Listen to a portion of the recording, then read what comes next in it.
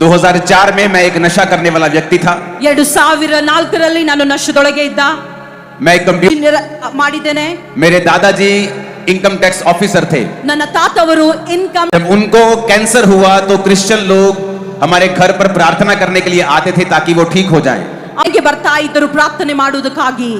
लेकिन उस समय मैंने कहा, ಅವಾಗ ನಾನು ಹೇಳಿದ್ದೇನೆ, मैं एक ಕ್ರೈಸ್ತರು ನಮ್ಮ ಮನೆಗೆ ಬರ್ತಾ ಇದ್ದರು ಪ್ರಾರ್ಥನೆ ಮಾಡುವುದಕ್ಕಾಗಿ। लेकिन उस समय मैंने कहा, तू हूं, ನಾನು ಒಂದು ಹಿಂದೂ ಕುಟುಂಬದವನಾಗಿದ್ದೇನೆ। मैं इन क्रिश्चियन लोगों के धर्म के चक्कर में नहीं पड़ने वाला हूं। ಈ ಕ್ರೈಸ್ತರ अंग्रेजों का धर्म है। ಇದು ಫಾರಿನ್ ಅವರದ ಧರ್ಮವಾಗಿದೆ। अंग्रेज चले गए और अब अपना धर्म भी यहां छोड़ गए ताकि अब हम लड़ते मरते रहें। ಫಾರಿನ್ ಅವರು ಬಿಟ್ಟು ಹೋಗಿದ್ದಾರೆ, ಇಲ್ಲಿ ತುಕಡಿ ಜಗಳ ಆಡಿಕೊಳ್ಳಬೇಕಂತ। और मैंने अपने परिवार को चर्च जाने से रोक दिया और उनको चर्च से मैंने डिस्कनेक्ट कर दी। ಹೋಗುವುದು ನಿಲ್ಲಿಸಿದ್ದೇನೆ, ಬೇಡವೆಂದು ಹೇಳಿದ್ದೇನೆ। और मैं नहीं जानता था ನನಗೆ ಗೊತ್ತಿರಲಿಲ್ಲ कि प्रभु यीशु मसीह इस दुनिया ಯೇಸು ಕ್ರಿಸ್ತನು ಈ ಜಗತ್ತಿಗೆ ಬಂದದ್ದು ಧರ್ಮಗಳನ್ನು ಸ್ಥಾಪನೆ ಮಾಡುವುದಕ್ಕಾಗಿ ಅಲ್ಲ, वो धार्मिकता को स्थापित करने के लिए आए ಅವನು थे। नया धर्म बनाने के लिए नहीं आए थे। ಹೊಸ ಧರ್ಮಗಳನ್ನು ಉತ್ಪನ್ನ ಮಾಡುವುದಕ್ಕೆ ಆತನು ಬರಲಿಲ್ಲ। लेकिन मुझे इस बात का पता नहीं था। ಇದು ನನಗೆ मुझे मालूम ना होने के कारण मैंने उनका विरोध किया और कुछ ही महीनों के बाद मुझे मेंटली अपसेट के दौरे ಇದು ಗೊತ್ತಿರಲಿಲ್ಲ, ವಿರುದ್ಧವಾಗಿ ಹೇಳ್ತಾ ಇದ್ದೆ ಕ್ರೈಸ್ತರಿಗಾಗಿ। ಸ್ವಲ್ಪ ದಿನದ ನಂತರ ನಾನು फैमिली से भी हूँ, ನಾನು ಡಾಕ್ಟರ್ ವೈದ್ಯಕೀಯ ಕುಟುಂಬದಿಂದ ಬಂದವನಾಗಿದ್ದೇನೆ। तो सब तरह के डॉक्टर्स, सब तरह की दवाइयाँ, सब जगह घूमने के बाद मुझे कहीं भी आराम नहीं आया। ನಾನು ಎಲ್ಲಾ ಸ್ಥಳಕ್ಕೆ ಹೋಗಿದ್ದೇನೆ, ಡಾಕ್ಟರ್ಗಳಿಗೆ ವಿಶೇಷ ಡಾಕ್ಟರ್ ಹತ್ರ ಹೋಗಲಿಲ್ಲ।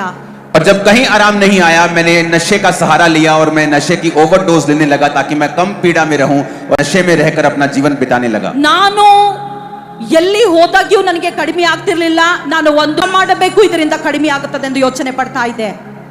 और एक दिन मैं इतनी नशे की ओवरडोज लेके गाड़ियों के बीच में मैं ऐसे बाइक फंसा लेता था और हंसता था, और जो ड्राइवर्स होते थे मुझे गाली, क्योंकि मुझे कोई भी होश नहीं रहती थी।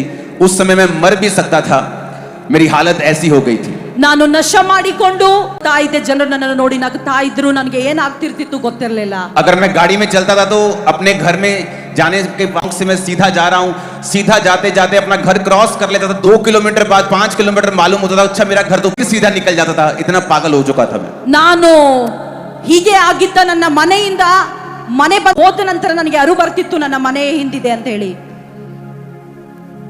और एक दिन जब मैंने एक हिंदू कपल जोड़ा मेरे घर में आया, और उसी सिस्टर ने उसको घर में जाके प्रचार कर, जिसको मैंने तुम्हें बोला था, क्योंकि परमेश्वर का आत्मा मुझसे कह रहा है कि उस घर में ಹಿಂದೂ ಕುಟುಂಬದವರು ನನಗೆ ಹೇಳಿದ್ರು, ಇಲ್ಲಿ ಹೋಗಿ ಕುಟುಂಬದಲ್ಲಿ ಹೋಗಿ ಪ್ರಾರ್ಥನೆ ಮಾಡುವುದಕ್ಕಾಗಿ ಮಾಡಿದ್ದಾರೆ, ಈ ಸ್ಥಳಕ್ಕೆ ನೀನು ಹೋಗಬೇಕು, ಪ್ರಾರ್ಥನೆ ಮಾಡಿಕೊಳ್ಳಬೇಕು ಅಂತ ಹೇಳಿ। घर में आए तो उन्होंने कहा कि नहीं, हम उस घर में नहीं जा, हमारा विरोधी है, वो हमें गालियां निकालता है, वो कहता है कि मैं हिंदू हूं, मैं क्रिश्चियन नहीं बनूंगा। उन्होंने कहा नहीं, आत्मा करना चाहता है। और उस दिन मैं सुसाइड करने वाला था, सारा सोच लिया था, मैं ट्रेन की पटरी के नीचे मेरे को दर्द ना हो और जल्दी जल्दी मैं मर जाऊं। और जब वो मेरे घर में आए, मैंने नशा किया हुआ था, और जब वो मेरे बताया कि प्रभु यीशु मसीह धर्म को बदलने नहीं आए, वो तेरी जात को बदलने नहीं आए, वो तेरे जीवन परमेश्वर को अपना उद्धारकर्ता ग्रहण करेगा, वो तेरी धर्म नहीं, जात नहीं, तेरी जिंदगी को बदल देंगे। और पवित्र बाइबल मुझे कि इस बाइबल में जिस दिन तू ईसाई धर्म नाम का शब्द पढ़ेगा, उस दिन तुम बाइबल पढ़नी बंद कर देना। स्थापित करने नहीं आए, वो तुम पूरी मानव जाति का उद्धार करने के लिए आए। और उसने कहा, जो कोई आड़ा गया और तीसरे दिन मुर्दों में से जी उठा, और पूरी मानव जाति के लिए मैंने अपने लहू को बहाया। तो उस समय मैं टूट चुका था, और मैंने कहा ठीक है, आप मुझे बताएं, आप जो कहेंगे मैं फॉलो करने के लिए। रात को 8 बजे नशा किए हुए मैंने उनका पीछा किया और चर्च में जाके उनका एड्रेस देखा, चर्च आने लगा। परमेश्वर ने नशों से आजाद किया, बीमारियों से आजाद किया, साफ करके खड़ा किया। और यही मैं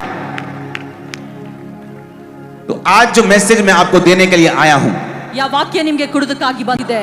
परमेश्वर ने जब इंसान को बनाया, ದೇವರು ಯಾವಾಗ ಮನುಷ್ಯನಿಗೆ ಮಾಡಿದಾನೋ, उसने छठे दिन बनाया। ಅವನು ಎಲ್ಲವೂ ಮೊದಲು ಮಾಡಿದಾನೆ। सूर्य को, चंद्रमा को, तारागणों को, ಸೂರ್ಯ ಚಂದ್ರ ತಾರೆಗಳು ಇವೆಲ್ಲ ಮಾಡಿದಾನೆ। पेड़ को, ಗಿಡ ಮರಗಳು ಪಕ್ಷಿಗಳು ಇವೆಲ್ಲ ಮಾಡಿದಾನೆ। और परमेश्वर ने कहा एवरीथिंग इज सो गुड। ದೇವರು ಹೇಳಿದ್ದಾರೆ ಎಲ್ಲವೂ ಪರಿಪೂರ್ಣವಾಗಿದೆ। इतना परफेक्ट बनाया ಇಷ್ಟು ಪರಿಪೂರ್ಣ ಮಾಡಿದಾನೆ कि अगर धरती ಈ ಭೂಮಿ हो 10% ಇನ್ನ ದೂರ ಇದ್ರೆ तब भी हम जी नहीं पाएंगे, ನಾವು ಅವಾಗ ಸಹ ಬದುಕೋದಕ್ಕೆ अगर ಸಾಧ್ಯವಿಲ್ಲ. 10% नजदीक हो नहीं पाएंगे। ಅವಾಗ ನಾವು उसने ಜೀವಿಸೋದಕ್ಕೆ ಆಗೋದಿಲ್ಲ. परफेक्ट बनाया सब कुछ, क्योंकि वो परफेक्ट परमेश्वर है।